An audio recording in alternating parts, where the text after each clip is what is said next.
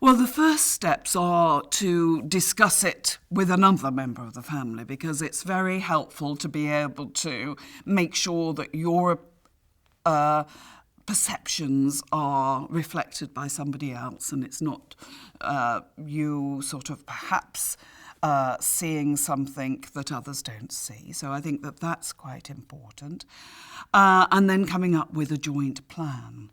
And the joint plan involves, perhaps it might take several sessions of broaching the subject. What we try and help families with is there's no point in sort of confrontations and aggression, because that can get the individual retreating back. And we suggest that they sort of have several sessions, just starting conversations, outlining their concerns and suggesting that you might get back and discuss it later to see if things have changed. Well, first of all, it's very helpful to be able to write down and recount the observations that you've seen. So you're not just giving your opinion, you're noting behaviours. And to be able to say, I see these behaviours, and according to my looking at information, these would appear to be the symptoms of an eating disorder. And therefore, I think it would be helpful to go and seek help.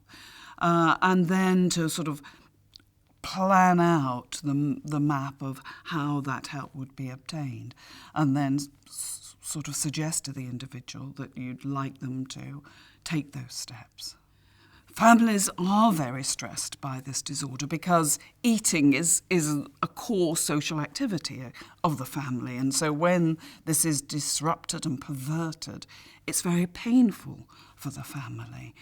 And seeing somebody starving or wasting, what it seems like wasting food, has a big emotional impact.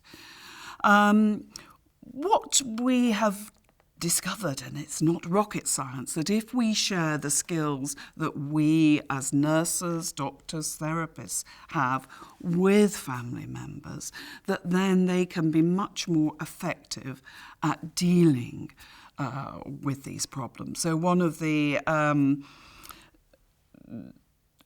treatments that is most effective for young people with anorexia is empowering the parents to organise feeding.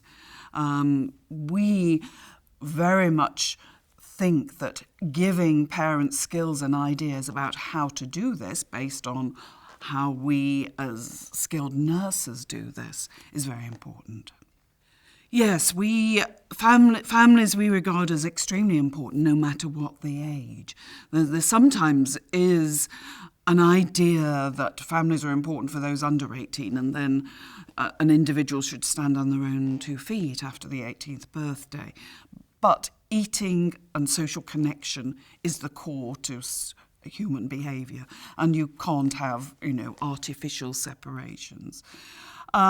So we involve with discussion. I mean, there are some things that are kept confidential, but there are a lot of things that we can share, just our basic knowledge about eating disorders, the causes, the outcomes, the ways to treat, that we can share with family members, either seeing them individually, or what works extremely well is to have families as a group, because they can support each other and generate ideas of how to cope with this quite stressful situation.